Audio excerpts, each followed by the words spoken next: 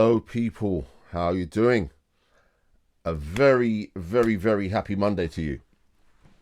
I tell you what. Man, I say to you every week, right, that it was really, really tough to kind of limit the chat that I had with my very special guest. It was impossible. And as a result, I got a little bit ahead of myself, got a little bit cocky, and thought I was going to do some really clever stuff. And so as a result, I tell you, the show just about happened. This show comes to you hot off the press. If you knew how I was running around about 10 minutes ago, you'd be killing yourself laughing. So, yep, hope everyone's well. And got a great show this week with very special guy, Ant Law, a fabulous, phenomenal musician. And because I was chatting for ages, we are definitely going to dive straight in. Hope you enjoy this. Hi everyone, today I have with me a bit of a true legend. I have Ant Law. Mate, how you doing? You good? I'm cool, man, but you can't get people's expectations up like that, man. They're only going to be disappointed. Cool. No, good to see you. Mate, thanks so much for doing this. And I'm returning the favour, right? Because obviously we were chatting on your stream the other day, and so I'm really hoping I'm not going to be ultra boring by saying the same kinds of things that I kind of said last time around. Do you think it'll be funny and kind of confusing? Because I might accidentally start trying to host it, and it'll be like a power struggle throughout. That's very, very likely. But I'm a bit disappointed, right? Because this morning, right, I nearly put on a really nice shirt. Because I expect, mate, you are king of the shirts, man. How come you're casual today? Well, I don't know. I was thinking it's not my stream, you know. Like, I can't give people like the full experience on your stream, you know. I had some serious shirt gags lined up, man. I can't do them, man, because you're casual. I can sort, but this was it is a jazz shirt. So this is a shirt I got after playing at the Vortex Jazz Club. So this is like the Vortex. So it's not just any t-shirt, you know. Okay, I'll give you that. We need to know what makes Ant Law tick. That's the purpose of the exercise, cool. Right? Yeah. So you're jazz guitarist, composer, author, recording artist. You've got it all going on. And I actually did a bit of a Google search on you, right, to try and get loads of background and look at stuff. Oh no, what have you found now? You're a bit of an enigma actually, because it's got lots of stuff about the music, right, but not much about the man. Not much about the man behind the music. Is that deliberate? Is that like are you trying to be a bit undercover? I don't know. You know, I haven't really thought about it, but now that you say that, I'm like, oh, that's quite cool, actually. I quite like that. But that's not to say... Man of mystery. Yeah, I mean, it's probably more that I'm not sure how interesting I am necessarily. I mean, I guess we'll find out, you know, if everyone logs off from the stream after a couple of minutes, then we know that I'm not. But yeah.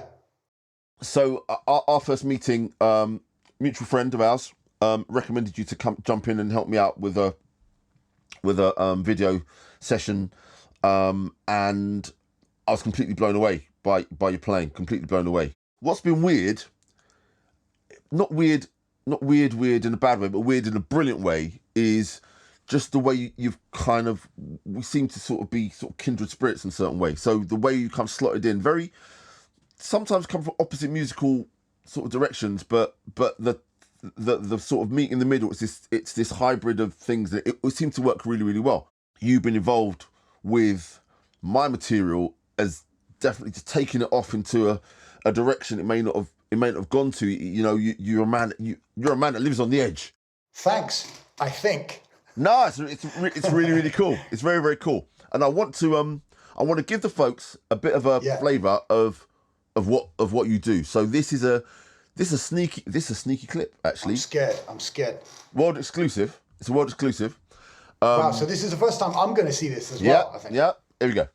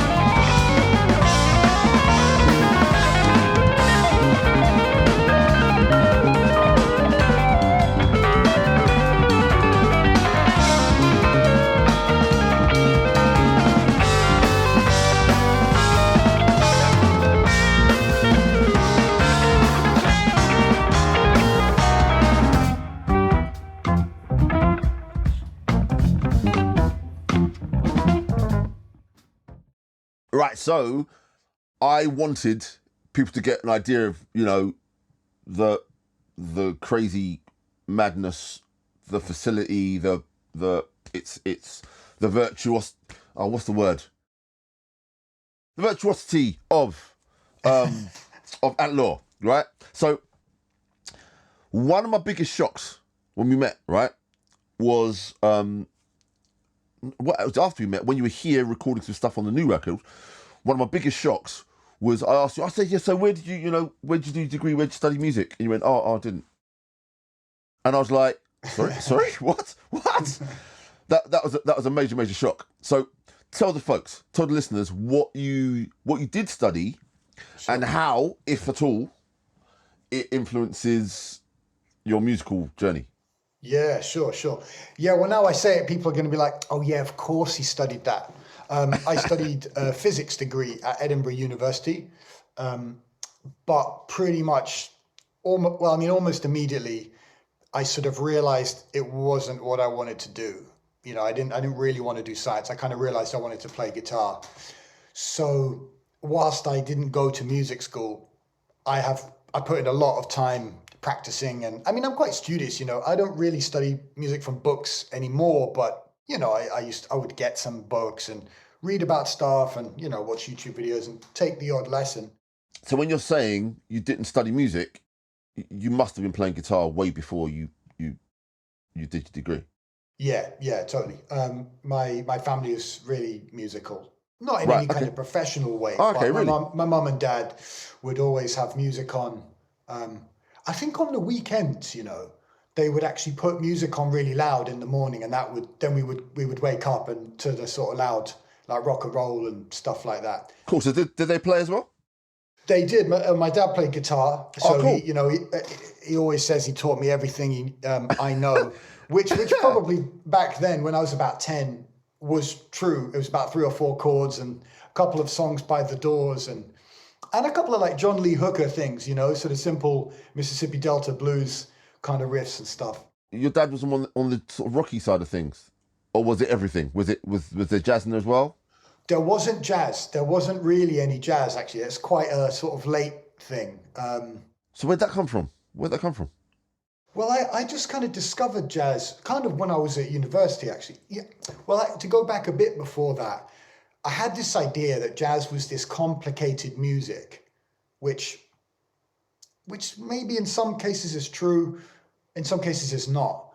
But I had this idea that if I learned jazz, it would make me better at rock. There's an argument for that, right? Yeah, there's logic, yeah. Yeah, there's more chords probably in jazz, for example. So I was trying to do that, I was trying to learn jazz, but I didn't really like it, so I didn't listen to it really. Anyway, eventually I started listening to it, and then I was like, oh, okay. And it was listening to Coltrane doing My Favorite Things, which is kind of like one of the modal tunes. Right. And he's really sheets of sound. So it sounded like Steve Vai or Joe Satriani, those guitar, tapping. It was on a modal tune. It was actually very similar. Right, so, okay. Yeah, so it was that recording of My Favorite Things that I sort of leapt across and thought, I now like jazz.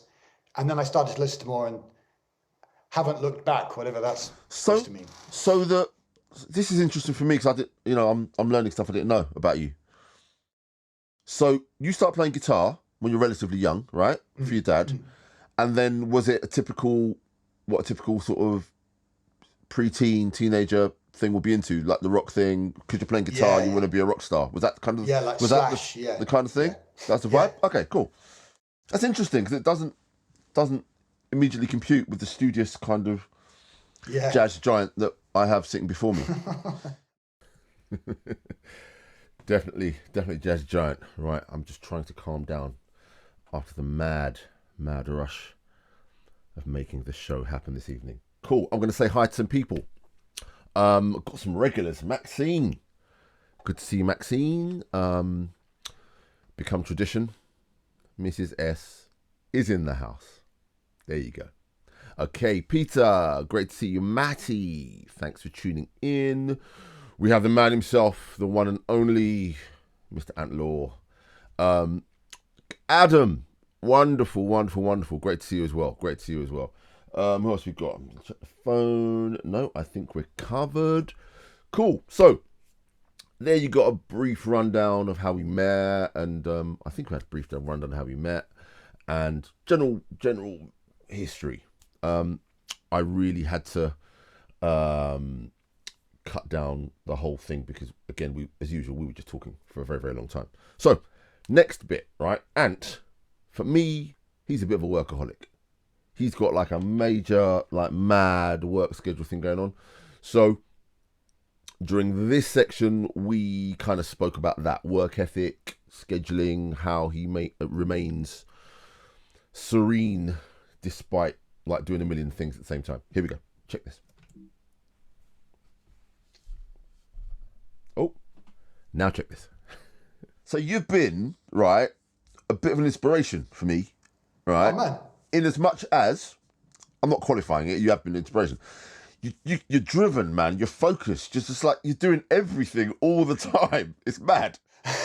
Trying anyway. Especially, you know, you're relentless with the writing. You're collaborating. You're doing all the gigs. You play with so many different projects. You've got the live stream thing going on. You're teaching. You've got all this stuff going on. You're recording your own albums. Yeah. It's relentless. But if anyone, I'm available. I'm really available, guys. Call me. I'll play for you. I'm up for it. My point is, the fact that you do all this stuff means you are available. Because it's not, Sure. you're not like this exclusive, I only do certain things. You're everywhere, right? Yeah. To me, you're everywhere. Especially during the pandemic. I went through phases at the start of lockdown where I thought, oh man, what's the point? The world's gone mad. Yeah. And I'd turn my phone on and then you posted something or something's going on and you've got loads. I'm thinking, man, this guy is just absolutely relentless. You've got to be hyper organised. You've got to be.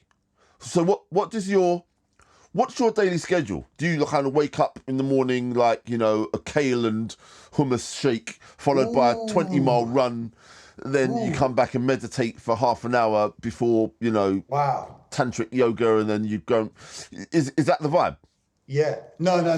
Man, I like that. Oh, I really should do that. What do I do? I mean, I drink a lot of coffee. That probably helps get things done. It also means I'm kind of like almost, you know, shaking with nervous energy at the most relaxed of times. But yeah, I mean, I sort of, I don't know. I try to,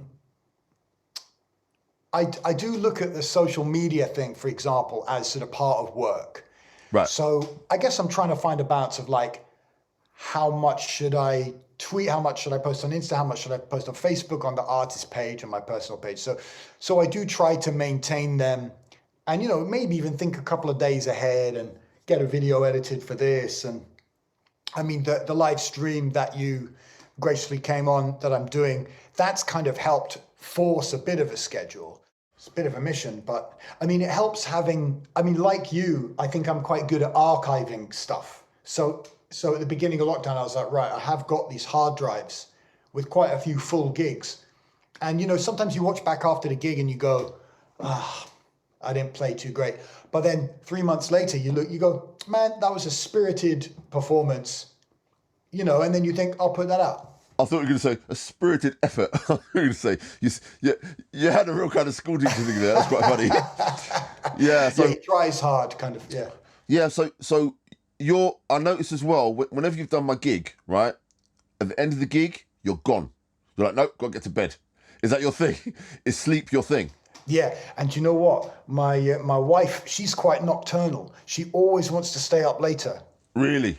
Yeah, it's a source of like ongoing sort of contention, I would say. But I mean, you know about it. You know, try arguing with a lawyer. You know, try winning. Yeah, there's not even any point.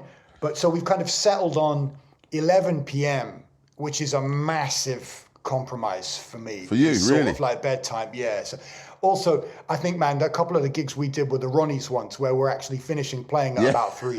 So for me, that's already like, you know, insanely late. Yeah, because I'm quite a morning person. But I noticed that, and you know, you get all these like motivational speakers saying, "Win the morning, win the day." That's the whole thing, right? Is that your philosophy? Because End of a gig, man. I'm like, yeah, I'm looking. Where's that? Ant's gone, man. He's gone. Oh, I mean, I do love to hang, but yeah, maybe. Oh, I feel bad now. I can imagine, right? Yeah. You're like Spider-Man. You're on your way to the Central Line, but you're getting your gym jams on. Well, in the street, you're getting your pajamas on, getting this. Do the final social media post, tweet, and then immediately pass out, kind of thing. I'm telling you, he's like the Invisible Man. Come the end of a gig, the incredible Invisible Man. Very, very funny. Cool. I've had a request from the smallest small. The smallest small is also in the house. I thought the smallest small was doing a homework, but no, the smallest small is in the house. Cool. Also saying hi to Matt. Thank you for tuning in as well. Wonderful, wonderful, wonderful. Right.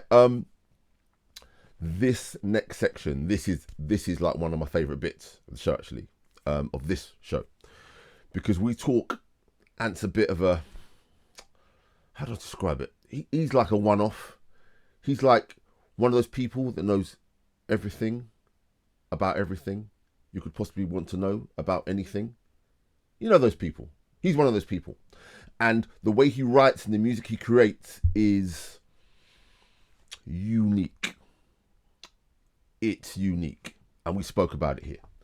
Your approach to writing is kind of mind-bending for us mere mortals, right? So you're always sort of pushing the envelope creatively. You're writing, and a lot of stuff you work on, the people you collaborate with, is kind of on the experimental avant-garde edge of where jazz is at. So it was when I have to laugh. So obviously when we met and it was all very last minute and we're just trying to get to rehearsals and we're trying to get stuff done. I thought I don't know much about Ant, so I kind of went online and I looked at one of your posts, and I actually think my head exploded. I think my head actually exploded. Yeah, so the folks, right? The folks aren't really gonna. I'm gonna play this clip, right? Just so they get an idea of what I'm talking about. So, guys, good luck. Here it comes.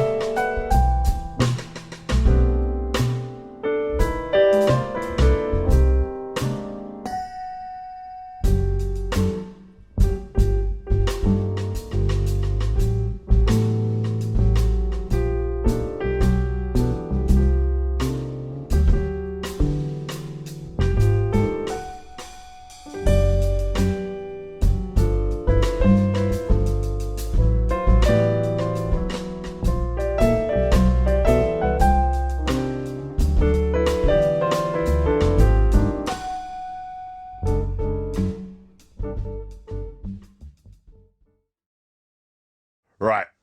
So I played that, right, when I was just thinking, I wonder what Ant's up to. I'm surprised you didn't call me back and then go, yo mate, don't bother turning up, man. You're gonna ruin this. No, so we spoke about this the other day. It's a very point. So viewers might be able to sort of recognise the way you look that's a cover of The Way You Look Tonight. It's an interpretation, right, of that very well-known jazz standard. I think Fred Astaire sang it in the movie. Yeah, exactly, yeah. And 1936. Yeah, so Fred Astaire sang it, and I know Sinatra had a version of it as well that's quite well known. What I find weird about that clip, not weird, but amazing about that clip, is even though that music is complex, right, you relate to it and you react to it on an emotional level, not on a mathematical level. So you're playing there and you're like, you're like this. If I was listening to, some R&B, I'd be like that, right? Yeah, right. You're like that with that music. It's you've got legend Rich Cass on drums there. And everyone's just happily, when you go further down that performance and you start improvising over the top, everyone knows where they are. And I'm looking at it thinking, I don't know what's going on, right? Yeah. So you respond to it on an emotional level in the way that, like I said, us mere mortals will respond to more popular forms of music, right? And your audiences seem to have a very similar response as well. So when you're writing, performing, collaborating with music of that ilk, right? Audience-wise, do you feel like you're preaching to the converted, or are you trying to draw new listeners in, right? And if you're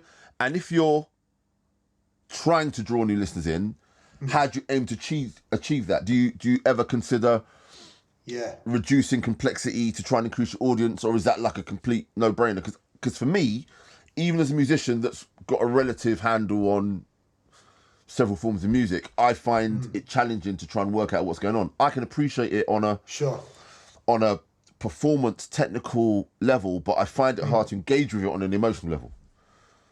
Cool. Have I sort of really asked a really jumbled question, or does that question make sense? I think I understand. I mean, there's a lot sort of going on in the music, and to address the audience aspect of that, I think we're still sort of establishing what our audience is for that project.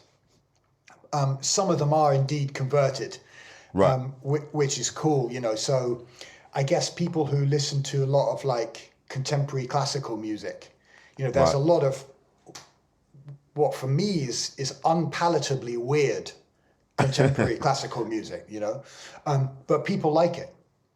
People like the abstractness. So I think part of our audience is those people, and having Evelyn Glennie, she wasn't on that clip actually, but she plays with us a lot. She sort of opens up that audience a lot to us. What kind of responses do you get? What do people that don't understand it but love it? How do they describe what they like about it? Yeah, well, I guess you're relying on. I think you're bringing something to it as a musician, which is, musicians will go, oh, we instantly try and intellectualize it, Yeah. Get someone who for me is a very sort of just warm spirited, like Jacob Collier and stuff, and it's mental how musicians will start to hate on it, go, oh, it's too complicated, it's this, and then you go, oh, have you checked out? Which album have you checked out? And sometimes they haven't even listened to it, So right. It's very. I'm not saying that you're doing that. You have indeed checked it out, but I think most punters, and particularly jazz people, they like abstraction. Right, you think so? Bit. Yeah, I do think so. Yeah, and more abstract or sort of free. I mean, my music is very structured, actually, as you know, but the whole free jazz thing stretches back so many years, so many decades, and it's kind of still going. So I guess even if it's a niche, there are people who like it. Yeah, I'm telling you, the first time I heard that tune, that HLK trio tune, I thought I was gonna self-combust. It was completely and utterly mad. But amazing musicians, amazing writing, amazing concepts. Really, really cool. I've got newfound appreciation for stuff I just wasn't exposed to before. Very, very clever. Quick hi to Tim, who's joined us. Thank you. Bob, and also the lovely Tula. If you stick around a bit, you're going to hear a little bit of Tula, a little snippet of Tula later in the show. Great to see you guys. Right. So, Stefan as well. Just noticed you there. Wonderful. Cool. What we're doing now? Time for a bit of fun. The usual impossible quiz. Here we go. This was hard. I felt like I was trying to come up with little questions, right? Yeah. For the man that knows everything about everything. I thought, oh man, how can I come up with stuff that's it's not gonna trip him up. He knows everything about everything. But we'll see, right? So we're gonna start with the impossible choice pop quiz. You've seen the stream. You know the drill. You ready? Okay, here we go. Right. So I have to try and answer quickly, right? No hesitation. No hesitation. Good to go? All right? I think so. Guitarists. Yeah. John McLaughlin or Alan Holdsworth? Holdsworth. Okay. You're very sure. All right. Okay. Your preferred venue? The Blue Note or Ronnie's? Blue Note in New York. Yeah. Oh, Ronnie's. Ronnie's. Okay. Do I have to? Can I explain why or anything? Or is it? It's not. No. No. There's no qualification involved here. Cool. Cool. Right. All right. If you could be in a band, one of these two bands, you got to pick one, right? Yeah. Is it Weather Report or the Jazz Messengers? Oh, I feel bad, but Weather Report. I want to be in both. Can't I do both? Of course you do. That's the point. That's the point of the quiz. That's the point of the quiz.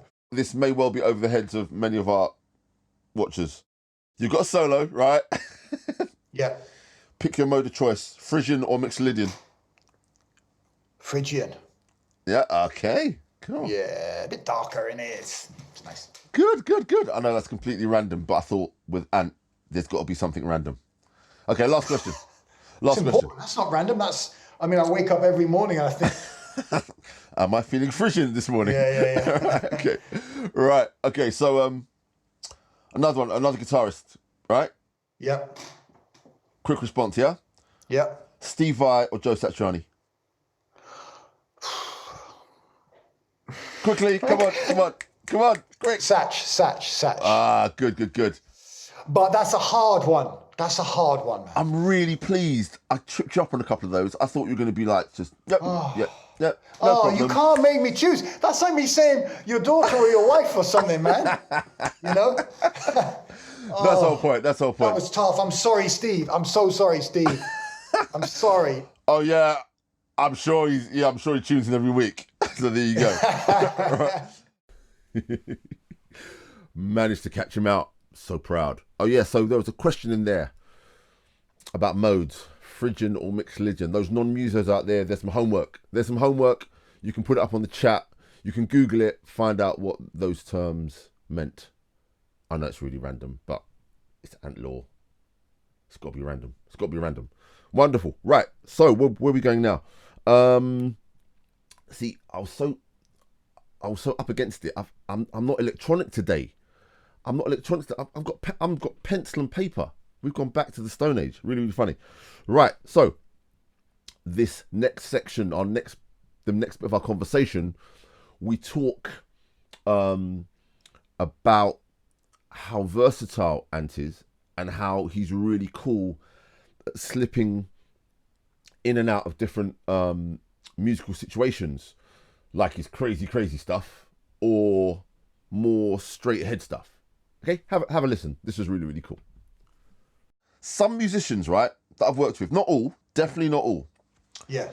But some musicians I've worked with, though, on that kind of avant-garde, experimental, jazz, kind of on that sort of, on that level. They sometimes find it hard to adapt to the restraints of more what you might call accessible music. So, you might be in a gig and it's a simple groove. It's 2 chords and it's 2 chords for 6 minutes. And they won't be able to resist deviating from what that form is, right? That doesn't seem to apply to you. And I'm going to play something. I'm going to play something, right? To kind of prove this point. This is a world exclusive again, man. Here we go. Check this out.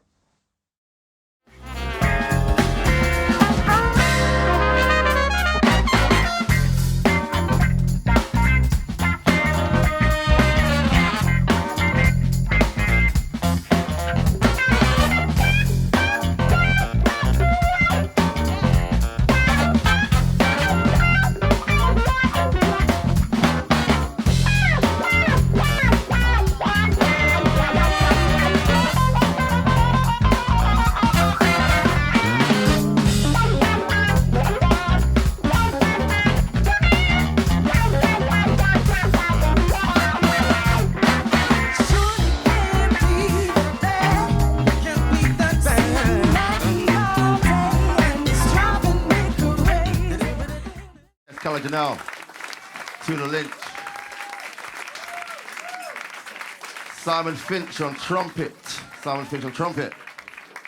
And the genius that is Ant Law on a very funky guitar, mate. That was really funky, you know. At first glance, you wouldn't strike me as a funky kind of guy. But that was really, really funky. Seriously, that was really funky. Cool. I had to leave that last joke. That was funny, yeah. So I'm like, I'm funky. So what I'm trying to say, right? That was a seriously funky solo, right? Oh, man. There aren't many people I know that'll be playing that HLK trio stuff, right? That will play a solo like that. I'm telling you, it won't happen. So this thing where, like I said before, the musicians I work with that I've got that avant-garde bent, that avant-garde leaning, as it were, seem to struggle to slot into a thing where it's like, they'd be itching to do something. They'd be itching to throw, you know, flat five substitution or something really weird in the middle of that, right? Yeah. Doesn't seem to apply to you. I try to honor, and I can't help but follow the musical sort of path that's there, I think.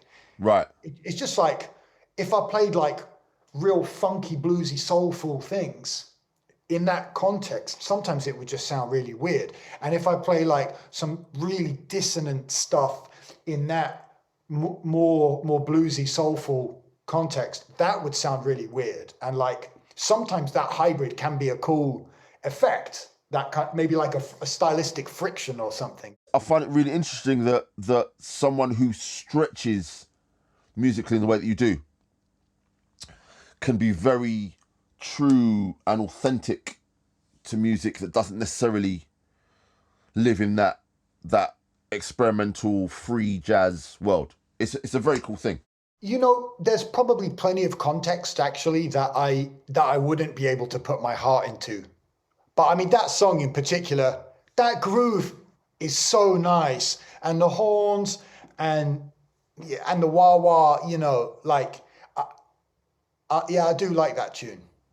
Yeah, that's cool. It would be nice to play that. I want to play that. Yeah, I really need to gig. Oh man, you can't tell me that was not the funkiest guitar solo ever. It's like, wow. Serious. You know what? Tula Lynch and Kylie Janelle on vocals on that gig, absolutely astoundingly awesome as well. Absolutely amazing. Brilliant. Cool. Right. I'm saying hi to Tanya. She's turned up. Thank you for tuning in. Brilliant. Right. We now get, this next section, right? Some people think I'm a serious kind of guy. I think I said my daughter described me as having a very glum resting face. But, I like a laugh and a joke as much as the next person. But I tell you what, I don't think I've laughed as much in a while as I did during the Tour Life pop quiz. This was so funny.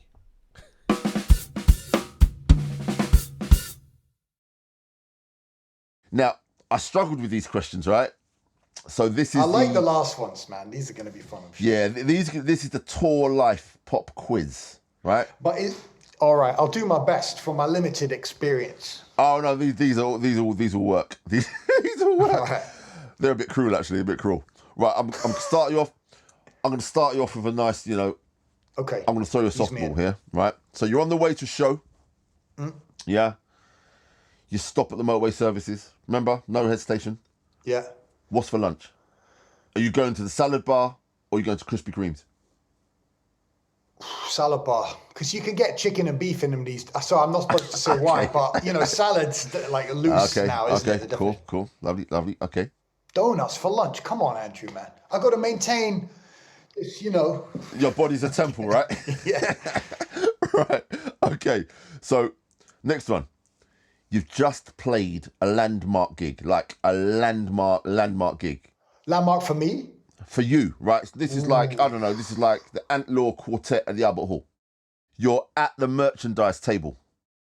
On one side is your 80-year-old favourite great aunt Nelly. She's seen you play for the first time. Your mum and dad specially got her tickets for the gig, right? Wow. Yeah. On the other side, you got a booking agent. He's blown away and he's about to book you for a 2-month US tour. Who gets the last CD? Agent. Aunt Nelly, first gig, she's 80 years old and she's come to one gig, mate. Also, there's also the practicality. She's not going to have a CD player. You know what I mean? She's not. Yeah, agent. Oh, mate. Agent. But you try to not be mean about it, though. You know. I mean, Aunt Nelly wants a CD, mate. You know, Aunt Nelly, she can't have came one, man. the first time to see you play. Nah, man. In this business, if I had to, I'll do what it takes. I'm sorry, mate. but I'll do what it takes. Oh, boy, that's funny. Okay, next question. We've seen the mercenary sides to Aunt Law. So the next question is going to be very appropriate, right? Okay. Okay. So after your landmark gig, right? Yeah. Your quartet, right? You get booked to play the Tonight Show in the US. The Tonight Show with Jimmy Fallon, right? Wow. Yeah. They're flying you over, okay? Sick. The show of giving your quartet 3 first-class upgrades. Yeah. But the 4th ticket is a middle seat in economy by the toilets, right? Yeah. Who gets the economy seat? Is it bass, drums, or sax? Sax.